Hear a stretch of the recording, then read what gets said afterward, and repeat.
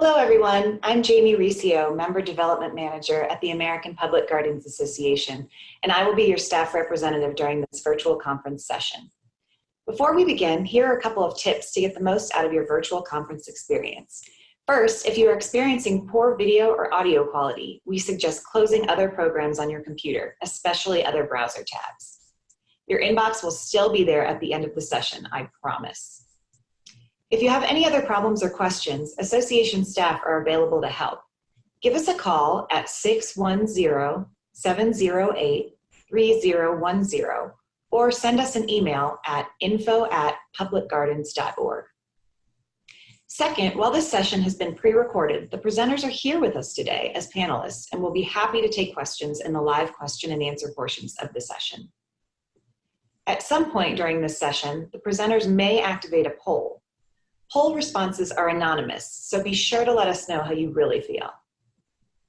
Finally, you can submit your questions using Zoom's Q&A function that you will find in your Zoom toolbar.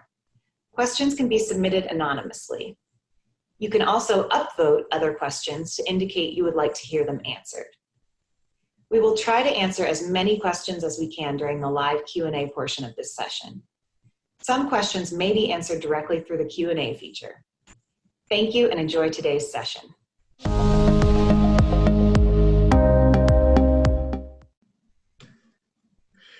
right. Hello, everyone. My name is Dr. Maria Wheeler-Dubas, and I am the Science Education Outreach Manager at Phipps Conservatory. I'm going to be talking to you today about how to make tougher, hot-button science topics more accessible to our guests. But I do have to admit, though, that when I envisioned the session back in October, I don't think I could have ever envisioned that we'd be in a situation quite like this, but I think that just goes to show that we're more in need than ever of a safe, healthy environment and ways to communicate with our guests, even when the topics are really tricky. So I hope this is helpful for you all, and let's just get rolling. So to give you some context on this session, science communication and science engagement are both really key features at Phipps. We have a variety of programs meant to both train scientists to share their work accessibly with the public and to introduce community members to local researchers. And I do want to mention that we particularly emphasize face-to-face interactions where scientists can directly meet and interact with their community members.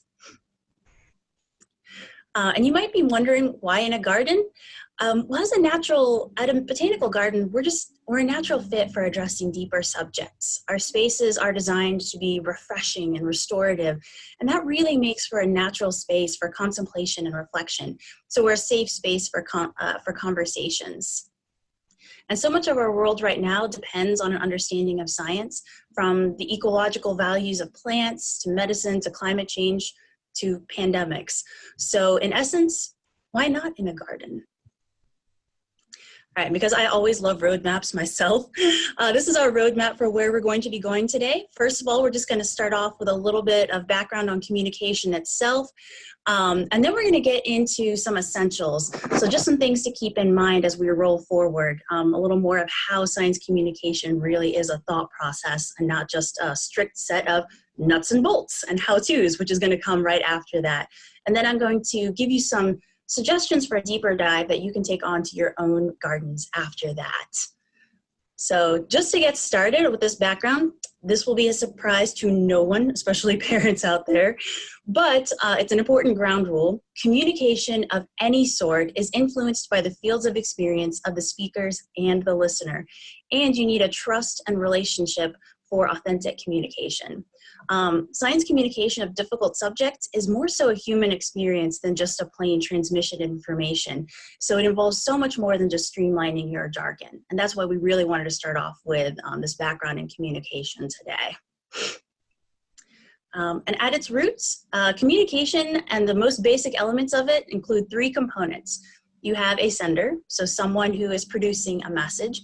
You have a message itself, which is some sort of delivered information, be it verbal or nonverbal. And then you have a message receiver, so someone who is being communicated to. And essentially all forms of communication boil down to this simple model. But I think we all know that this doesn't show the whole story of what is happening with true communication and attempts at communication. So this is actually Schramm's model of communication, which was developed in 1954. It was technically developed a little bit more for computer networks, but it really gets down to the root of what's happening with human communication as well. So in this model, we see that the source is akin to the sender that we saw in the previous model. The destination is the receiver, and the signal is the message. But this model introduces a concept that is really important to us for this session today, and that is the sender and receiver's fields of experience. The respective fields of experience will influence how the message is being sent, how it is being received, and then how it is being interpreted. So what is included in this field of experience? Well, that is all of the different components that makes each individual person unique. So it can include your background knowledge. So in our case, how much do you remember from that high school science class? It can include the full depth and breadth of your life experience, the culture you were raised in, your political persuasion, traumatic events, happy events, how you felt about that science class, not just what you remember. So it really is like the whole core combination of the unique experiences that make you, you. And that's also what makes the role of a science communicator with polarizing topics so difficult. It's that wildly different field of experience that could be influencing not just how you're sending the message, but how someone else is perceiving the message. So before we move on to essentials, I just want to circle back to this because it is so important. Science communication, especially when it's dealing with those hot button subjects, is a human experience, and all humans are relational.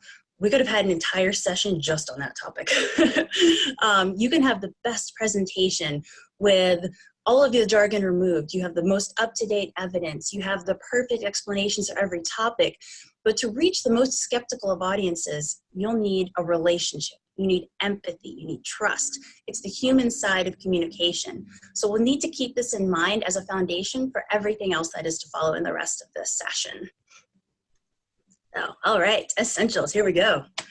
I know we've all heard this before, know your audience. It's a broad piece of information that sometimes feels vague because we've heard it so many times, but having an idea of who you're talking to is absolutely key for understanding how and what to say to them.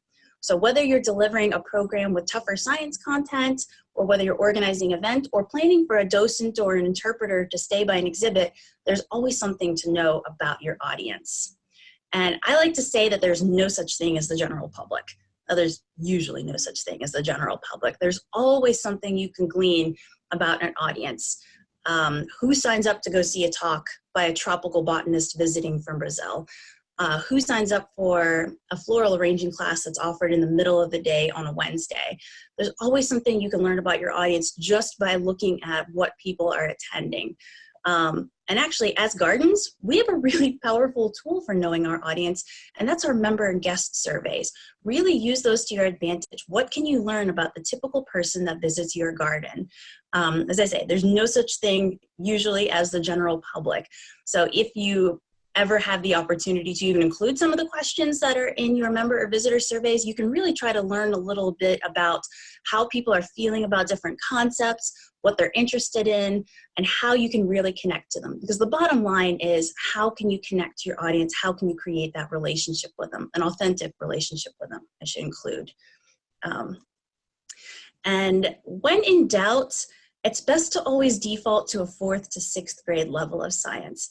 And I want to say this is not an insult. It's not an insult at all. I don't remember the quadratic formula equation thing myself. Science is like any other knowledge. You use it or you lose it. And for most people, we have a lot of things that we're using on a regular basis, so science tends to fall to the wayside a little bit. So when in doubt, aim for a 4th to 6th grade level of science, and you can learn what the average 4th to 6th grader might know about a particular topic by checking out your state science standards. In Pennsylvania, we actually have our own state science standards, but most states, I think, work with the next generation science standards. But truth be told, they're all kind of the same. They're learning the same thing. So check out some state science standards to get an idea of where to gauge your information levels for your public programming, and you'll be on a pretty good track. Next round of essentials. So my point with this I'm assuming that I'm preaching to the guest services choir here, but it's worth saying this for a few reasons. We always want to lead our conversations with respect and empathy, and it's important to point this out, especially if there's any scientists who are listening here, because we were trained heavily as scientists to communicate in a way that simply shares the data, share the information, share the facts, and let the facts and the science speak for themselves. But for someone who isn't trained to communicate that way, that can come across kind of negatively or even arrogantly. So the idea here is that, especially when we're approaching hot button subjects like climate change, consumption, or even your operating procedure modifications because of COVID-19, it's really important to be able to keep that idea of respect and empathy in the back of your mind, because you're probably going to approach a wide range of responses, reactions, and feelings about those topics. And this actually ties into my earlier point about science communication being a very human experience. Trying to relate to these concepts with empathy is trying to get an idea of where your audience is coming from, why they may be resistant to some of the tougher subjects, or why they may feel very positively about tougher subjects. It's just important to put yourself in someone else's shoes and approach concepts with empathy. I actually wanted to give an example of how we incorporated respect and empathy into exhibit design at FIPS, and that was with our Planets Earth exhibit. So the Planets Earth exhibit addresses the challenge of consumption. If everyone on Earth lived like North Americans, we would need 5 planets to handle all of the resources that we would need, which isn't necessarily the most feasible prospect. But since we knew the discussion of this issue and the potential solutions to this issue were most likely going to involve a lot of emotions and bring up a lot of feelings and opinions and thoughts, plus we as staff knew we would have our own blind spots in this area just because of our own fields of experience, we did something that I feel was very important. We asked for outside opinions. If empathy means trying to understand what another party is feeling or understanding about a concept, we wanted to make sure that we understood really what our community was feeling about a concept. So we reached out to organizations that were already working on issues of consumption and related issues to this topic. We reached out to scientists in the field. We reached out to community leaders. And the important part is we didn't water down the science, but we approached the science and the messaging that we had with caring and empathy. We still wanted it to be science-driven, but we wanted to know how to approach it the best way. So the moral of the story here is, I would say, don't be afraid to ask for help. In fact, I would encourage you to ask for help, especially if your goal is to create a sense of empathy with a tough topic. Going outside of your own experience will be essential, especially with a scientific topic that is particularly sensitive to address or particularly polarizing. So to close that idea, I just want to leave you with this thought. How someone feels after a conversation with you, or after visiting an exhibit, or after reading signage, is just as important as the information that someone gained from that conversation, that signage, or that exhibit. Remember, I mentioned earlier that what someone remembers from their high school classes is important, and almost just as important as how they remember about how they felt about those high school classes. We never want someone to walk away feeling belittled, or worst of all, us versus them. That defeats our cause. So we want someone to walk away with this feeling of, maybe that was a new idea, but we don't want them to have that like a super negative sense to it. A little challenge is good, but we want to make sure that we know how this person is feeling when they walk away. So just keeping that in mind is super important. And before we transition now to the nuts and bolts of things, I wanted to leave you with a little bit of a exercise that you can do at home. So feel free to take a quick either screen grab or take a picture of this screen. The difficult thing about science and sharing new topics is that sometimes it feels like describing a picture to someone who hasn't seen it before. So a great way to practice is to get used to describing a picture or a concept or an image to someone who hasn't seen it before. So my exercise, my challenge for you is to even step away from science for a little bit and try to describe your favorite piece of art, a task that you had to perform at some point, or maybe describe the sound that your first car made to someone. How would you describe that? What would they need to know? What do they not need to know. Just get yourself in a habit of going through explaining new concepts to people, and that's honestly going to help your science communication skills really well. The important part here is also to make sure that whatever you wrote in this description for this exercise, you also share that with someone else so you can get some feedback so that you can keep working on that in the future. So, alrighty, the nuts and bolts. So here's some of the more technical nitty-gritty of this. So our jargon awareness is going to be very important. Every time we use a specific piece of jargon, so a very technical piece of technical wording, we're putting our audience about 2 to 3 seconds behind us. Now, jargon can also be important, so I wouldn't say eliminate all of it, but be very specific about when you want to use jargon and be very mindful of what piece of jargon you're using. And I really like this quote. So in my mind, jargon can be a tool, a weapon, a wall, or a bridge. It can be important shorthand, or it can feel like it's being used to keep others out. So this is really jargon in a nutshell. It is very important within fields, but it can also be a barrier to those who aren't accustomed to hearing it on a regular basis. And that's why we want to be really mindful of jargon use when communicating tough topics to audiences. So what does jargon actually look like? There's a few different categories of jargon. One is technical terms. So those are just the straight words that appear in different disciplines, fields. They have very specific meanings within their fields. So words like microsatellites or endocrine disruptors. Those are usually not familiar at all outside of even the biologist's or scientist's own field. So me as a geneticist, I knew what a microsatellite was in grad school, but talking to a biologist from a different field, they might not actually know. So it's just important to be mindful of those technical terms. Also buzzwords, so words that do have a scientific meaning, but then they somehow made it out of the scientific realm and into the colloquial world, but without the exact meaning. So the word nano, for example, became really popular in marketing several years ago, but it didn't carry with it the exact meaning that it actually had within the scientific realm. So that made it tricky. $1,000,000 words. So when you could just say something like use, but instead say utilize, that's a little jargony.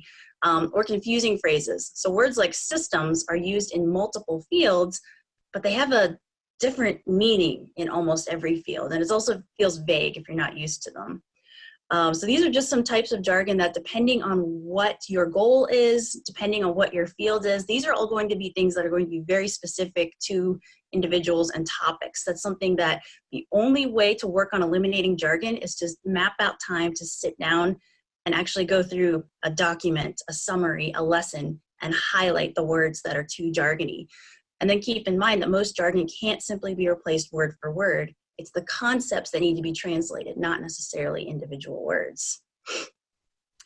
So if we take an example of something like this paragraph here that's describing the greenhouse effect, it's full of terms that may or may not be necessary depending on your audience and depending on what you want your audience to know. So the section at the bottom that explains that water vapor, CO2, and methane are all greenhouse gases, that may not be important for your audience to know. You might just want to say greenhouse gases trap heat, but it might be important for your audience, depending on your purpose, to know those 3 things specifically are greenhouse gases. This will completely depend on what your purpose is and what you want them to take away. And just still keep in mind that every bit of jargon is going to put your audience a little bit behind you, so they'll be struggling to catch up. So just be mindful of what jargon you're using, and keep in mind what your purpose is, what do they need to know, and what's not important for the goal of the message that you're sharing. And I just wanted to leave this here more or less so that you can take a look at this citation, Somerville and Hassel 2011. Some jargony phrases aren't actually jargon. Sometimes they are phrases that just have a different meaning to scientists than in the public sphere. And oh, there's that phrase, the public, sorry. But just be aware of words that have a very different meaning between scientists and non-scientists. So words like these, which don't automatically seem like jargon, but they do have different meanings depending on what the context is. Just confusing phrases to keep in mind. Now this is the fun part for most of us as humans. Lead with stories. So storytelling is an integral part of the human experience. leading with stories in science communication is much more effective because humans are about 20 times more likely to remember stories than they are to remember facts. So when you want to get a point across, lead with a story and wrap your data and facts into that story. So for example, I could show you the effects of climate change in Pennsylvania by showing you this graph that shows that over the last century, our precipitation has steadily increased. Okay. Or I could tell you a story. I could show you that Pennsylvania has been suffering from climate change because over the last century, we've had increased rainfall, and that's led to things like more people having flooded basements every year, more people having experiencing landslides every year. Now that's meaningful, that's local, and that's relevant to us, and most people can put a face to that. Most people have a story that they can relate to. So this isn't polar bears and melting ice caps 1,000 miles away. This is a story that's happening regionally, locally. It's something people can connect to and identify with. So you can lead with a story of something that happened, and then you can wrap in the actual graph of where that story is coming from. So you can use the data to support the story. And I know as scientists, we are always trained anecdotes do not equal data, and they don't, and they should never be a replacement for it, but your anecdote can create that personal connection that you need to relate people back to the data. So lead with storytelling whenever you can. Now for these last two concepts, these are deeper dives for you to take home back to your own gardens. And these are going to vary a little bit depending on where you are and how you want to message things. But this deeper dive, I want to challenge you that in any of your messaging, avoid doom and gloom through your messaging. If you want to talk about climate change, try to empower people to take action rather than just sharing the doom and gloom message. Try to empower them. I wanted to give two examples of this that we've done here at FIPS, two different programs that we've had. One is the program Small Steps with Big Impact for Climate Change, and the other one is Make the Switch at FIPS. So our easy changes for big impact is essentially that we gave families a list of easy things that they can do at home that actually have a good impact on climate change. So we're still working in that message of climate change is a problem for the future, but we're giving some people something to do about it. We're not just scaring them, we're saying like, yes, this is a problem. Here's what you can do about it. And our Make the Switch at FIPS Green Power Drive is also pretty cool. It was an initiative that we started where people can actually switch from fossil fuel-based energy to renewable energy on-site at FIPS. And if they do that, they get a membership to FIPS, which has been really cool. But it specifically gave people something that they could tangibly do about climate change. Because a lot of times, a little jolt is good for people to get motivated, get involved, but too much of just that onslaught of negative information, which is pretty much all of our social media right now, it really gives people information fatigue. It exhausts them, it wears them out, it makes them shut down.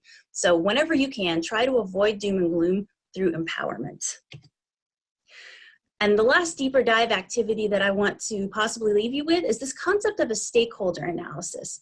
So a stakeholder analysis, this would be something that you will have to do that's unique to your own community.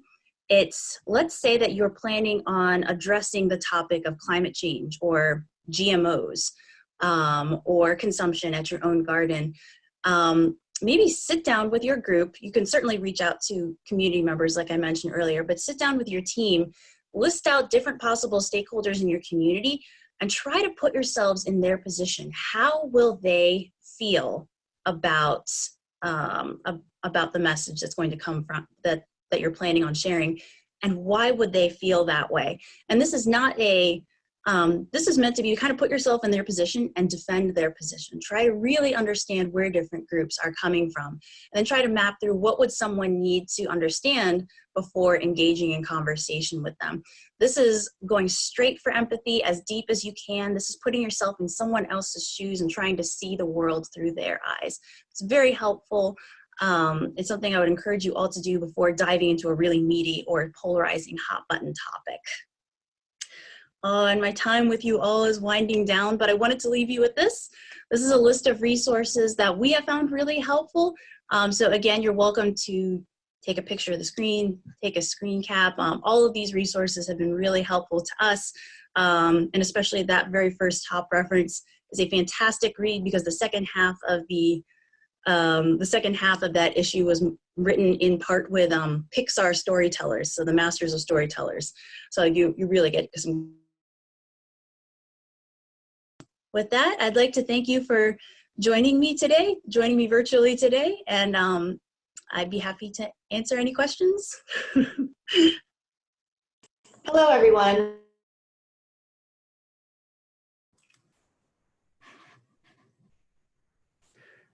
Hi there.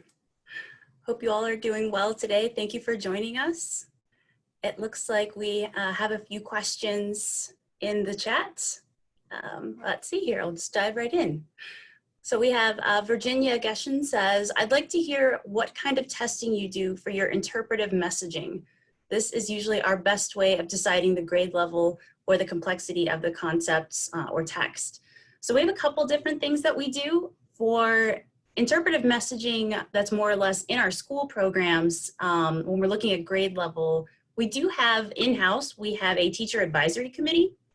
So during the school year, our teacher advisory committee, we meet quarterly, and it's teachers from our community. So we bring them in, bring interest, ask them about what they're interested in, what would be helpful for in terms of field trips or tours. And we get feedback from them on what they would like to see and at what grade level. Because we know that a lot of teachers, when they put in requests for field trips, they are also trying to look for things that are going to align with their own, their science standards, align with things that they know are going to be on their standardized testing. So in some ways, when we're looking up what kind of messaging to create, for a lot of that, we do rely on input from our community. So we ask teachers, what would they like to see? What kind of topics would they like to see? And what grade level do you think would be most interested in this? And then there's usually a little bit of, a little bit of tweaking with programmings. So usually the first or second time that we offer a field trip for a particular grade level or different grade levels, we will offer it once or twice. Sometimes even the first time it might be offered free to a school, just letting them know this is the first time this field trip has been done, and we'll get feedback from the students.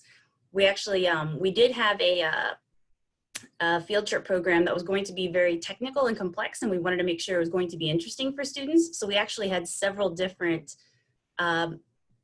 focus groups, I guess. We had several gatherings where the students went on a tour with one of our docents of one of our buildings, and that particular building is our Center for Sustainable Landscapes. It has some amazing technology that makes it one of the greenest buildings in the world. It's my office building. I haven't seen it really since March, but it's a really fascinating building. But we wanted to make sure that we were presenting the information about it to students in a way that was interesting to them. So before we even created the interpretive messaging for students about that, we brought them in, gave them a tour, then sat down with them and said, what stood out to you? What was interesting to you? What would you have liked to hear more of? What really caught your attention? What would you like to see in a field trip that was focusing on the technology that went into this building? So we really take a student and teacher driven approach as much as possible. If we're talking interpretive messaging, that's more or less our signage. In a lot of ways, we try to limit how much signage we have in our gardens, just because we want to have a good balance between enjoying the space and not getting too bogged down with them. So we usually have signs that we try to limit the wording on them, maybe 30 words or so or less. And kind of like earlier, we do try to adhere to that, maybe somewhere between 4th to 6th grade level of information in terms of depth. But the one exhibit that I'd mentioned earlier, the Planet's Earth exhibit, we actually had 3 different kinds of signage in there. We had, what did we call it? The skim, the swim, and the dive. So the skim would have just a very few words with bold headings. If you take nothing else away, you skimmed, that's what you walk away with. So obviously that was not deep at all, but it was just the big picture of what's going on in this part of the exhibit. And then the swim would have a little bit more information to it. And then the dive was a combination of a little bit more information but then resources. So either we have websites like up on iPads or books listed that people can flip through. So we have a few different ways of trying to do that. And let's see here.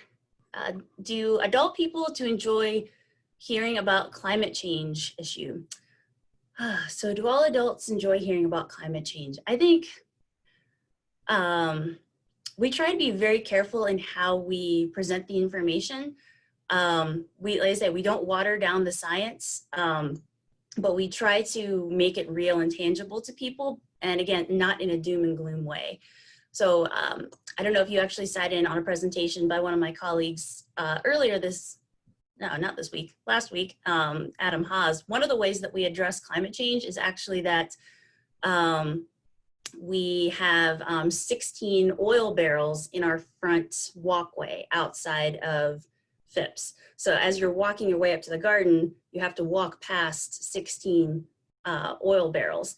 And then the interpretation on the sides of those barrels explains that this is the number of, the equivalent of barrels of oil that the average household burns through over the course of a year.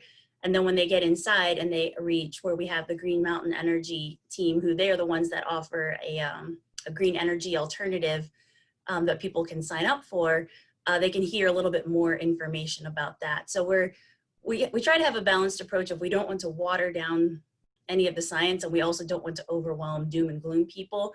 And to an extent, you can walk through Phipps without really having to think about it if you really don't want to. So. Let's see.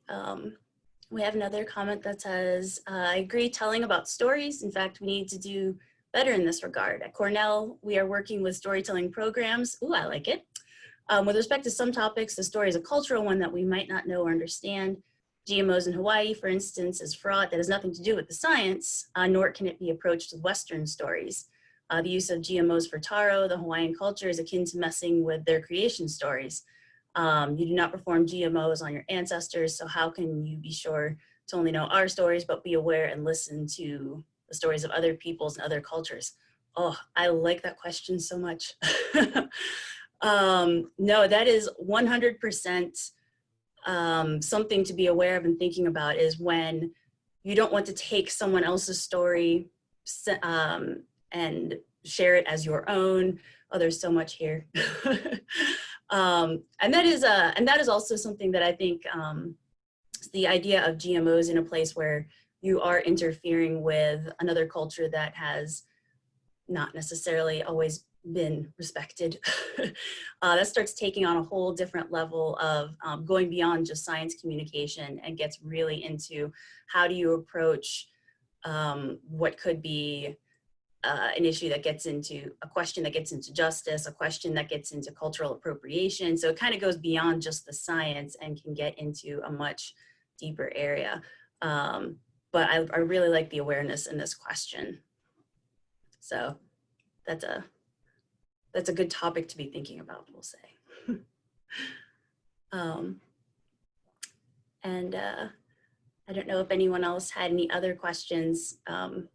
Just a few of the other things that we've worked on at Phipps. So we try to go beyond just science communication, just in our signage and our programs. As I mentioned earlier, we do have,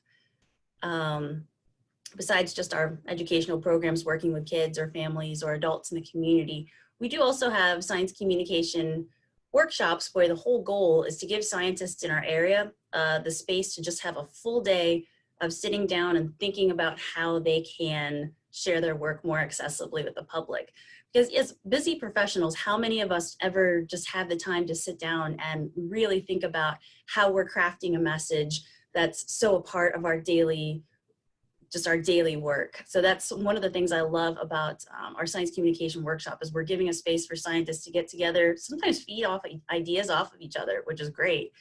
And we also kind of inspire a passion to get out and share their work with the public. And that's really important in issues ranging from climate change to what we're seeing now with the coronavirus, it's so important for scientists to be able to share their work and share the work accessibly and clearly.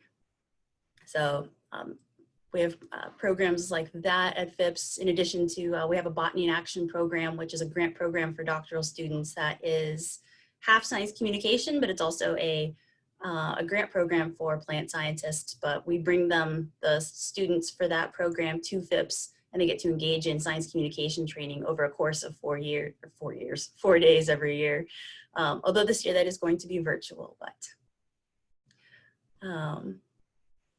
but yeah, there's no other questions. Thank you all so much for joining us.